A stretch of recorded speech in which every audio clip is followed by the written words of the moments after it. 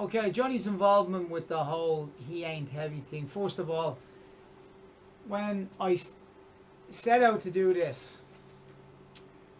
I couldn't have thought of a better person to get involved. And I knew you had an interest in chair design. Yeah. Now, when you get to my age, Johnny, 46, you forget certain parts of the whole relationship. Yeah. I remember when I'd signed up to do the marathon, I'd asked the support runners in. You were one of the first on the list I wanted to talk to because I knew in my heart and soul on the day you would have more savvy about the terrain in the sense of running it with a wheelchair. You'd be much more sensitive to it than you know, able-bodied people who very rarely look at the ground unless there's a hole, or they just you know, it's a whole different set of rules in the chair. So I couldn't have thought of anybody else to come on board to give me a hand with the actual course route. But what I didn't know at the time was the chair design that you were in the process of designing special type chairs. So if you want to take it from there. Yeah, well, I mean, kind of like when I was over in Spain, I rehab in Spain for about a year. And I kind of used to downhill biking, and then I kind of came around.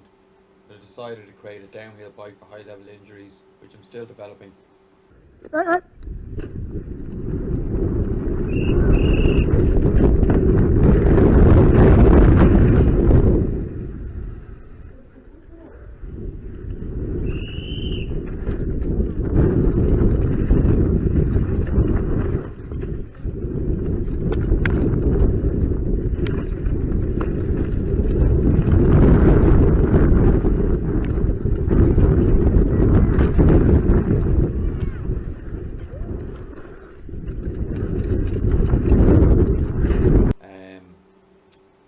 That turned into kind of an enduro trials type motorbike.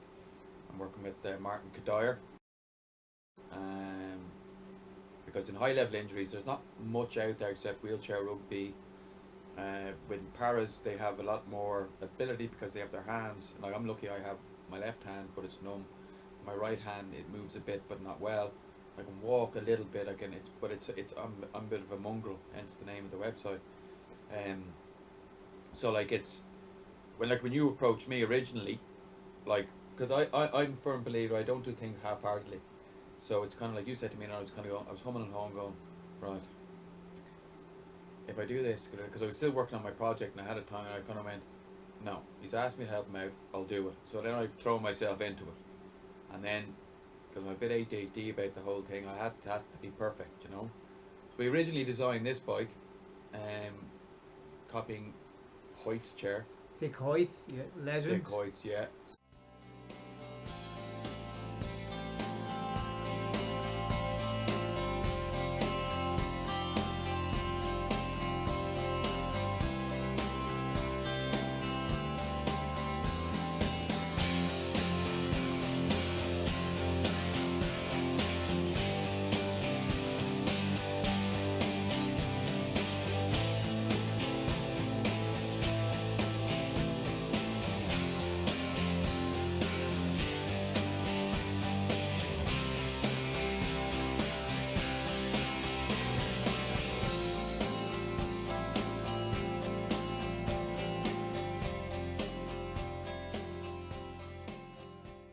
We designed the chair essentially that he doesn't see the kind of, he doesn't look like he's in a bed, and he's also safe in the seat, and it looks cool, you know, because I mean at the end of the day you like showing off your stuff, and you like to get into something that looks cool, and then it takes people's attention.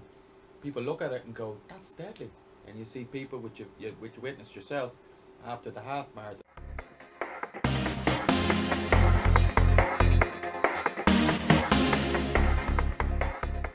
People coming up to you going, that's great, I'd love to get one. Well, that's a really good idea, and so on and so forth.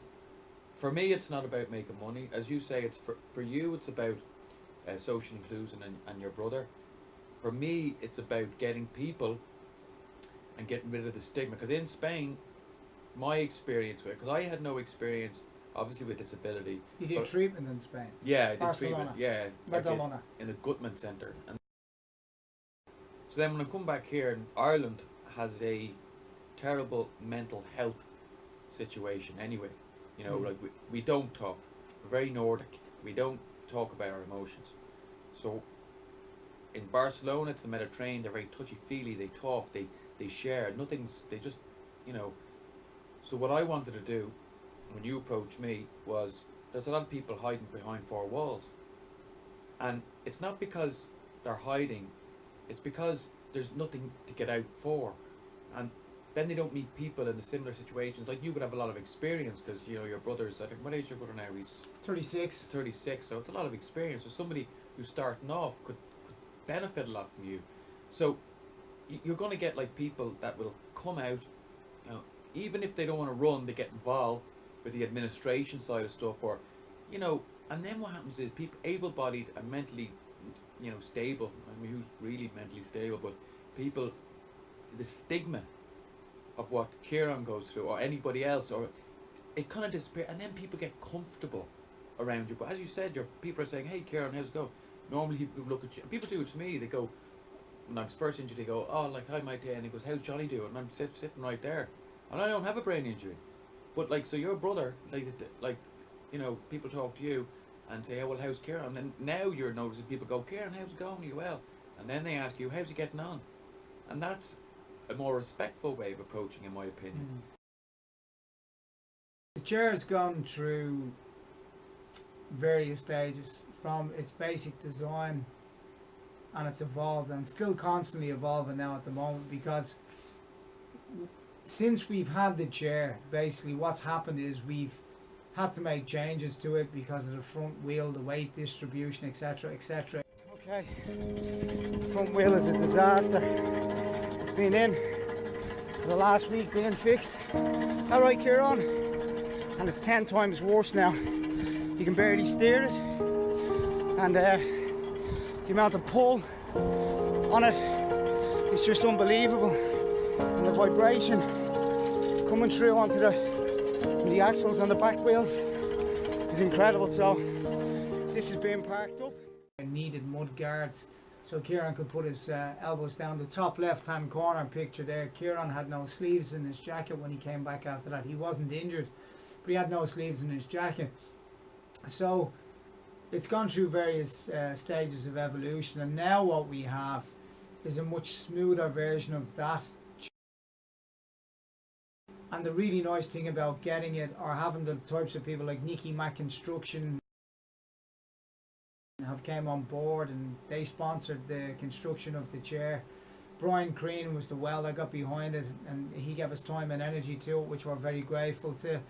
Base to Race gave the handlebars, carbon fibre handlebars, plus the grips so that we can rest when we're running. And then basically the board room down in Greystones gave us the front wheel and the BMX forks.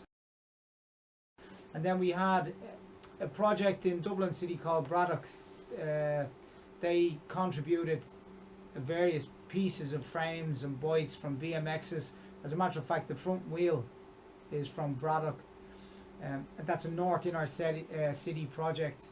A very, very good project that they run in towns in the centre of the city. And the back wheels as well. And the back wheels have come from Sunbeam Services, who have been an absolutely huge help. And those back wheels alone, you were saying, they're great. I mean, those they back would have wheels cost a fortune. But they would have cost a fortune with the disc brakes and everything, and that chair. It's like an amazing system. Sunbeam, I'm very grateful for Sunbeam for them. But it's also put things in my head going, right, we need disc brakes, because essentially, like, I would split the running of what you're doing into non-aggressive and aggressive. I would call you an aggressive runner because you want to get a time, you want to do it. So the bike has to be safe, because then you'll have a non-aggressive runner who's just in it because they like to run. So you have to design bikes for different people, for different kind of abilities. You know, so like this bike is great. You know, Brian did a great job on it, and I mean, I know you're proud of it, but me, I'm over it. I'm on the next bike. I want this bike to go to someone else, then I want to make you another bike, because it's about developing it and getting better and getting it smoother and then getting it more accessible. And if you settle on one thing, that's it, you're finished. No, keep going, keep moving. You know, like you need bigger wheels.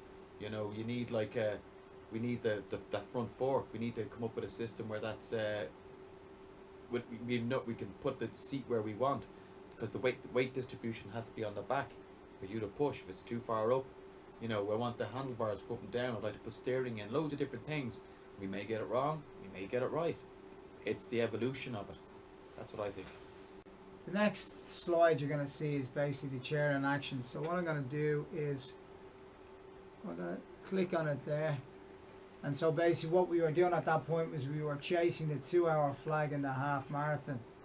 So we again, you can see where Kieran's elbow was over the wheel, and so at that point parts of his jacket were how could I say, disintegrating. And he wasn't hurt on the day, but he was he loves the sensation. He'll put his arm down on the wheel for the sensation, but if it gets too warm or he feels he's hurting himself, he'll pull his arm up. But it was very, how could I say, I had to keep on braking, I had to keep on stopping continuously to make sure he was okay during the race.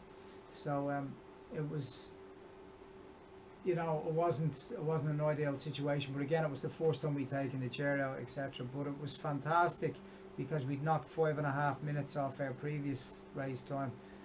You mentioned the race time. Yeah, we're running to a time. For me, I'm competitive. I'll always be competitive. But Kieran likes running fast. Yeah. And when he sits in that chair, he rocks back and forward and he wants to go. And you can see it in his facial expression at the starting line. He just wants to.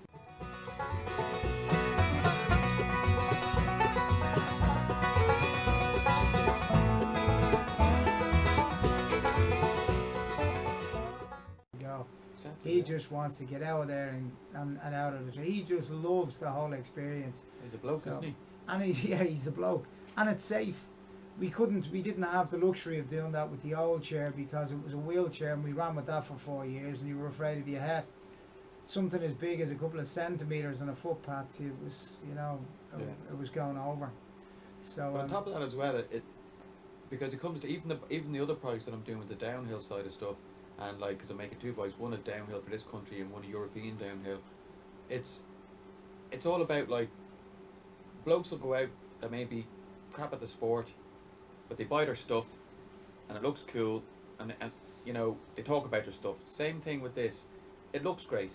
I mean, like, it's something that works but looks well, and that's what I'll always try and do. Like, make it minimal. Minimal is better for me because it's better for Kieran, it's better for you, it's better for people to see. But then if you're pushing a wheelchair, all they see is you pushing a wheelchair. When they see you pushing this, you're pushing a sport. It's a sport you're pushing. You know, that's new. It's, you know, it might be. Now I know Dick Hoyt did it in the States, but that's the States. 200 races, Yeah. 26 marathons. But that's the States, it's the other side of the water. We're talking about here now. You know, so this is, in my opinion, yours. Incredible character, yeah. You know, so it's kind of And then you've got Ainsley's Angels, a young girl that started up her own race day as well for people with intellectual disabilities. Incredible, and that's taken on with the support of Dick Hoyt as well. I mean, he's been the godfather of it, really. He's been an incredible brilliant. guy. yeah. He brilliant. started, but believe it or not, I was actually running since 2010. I didn't know about Dick Hoyt.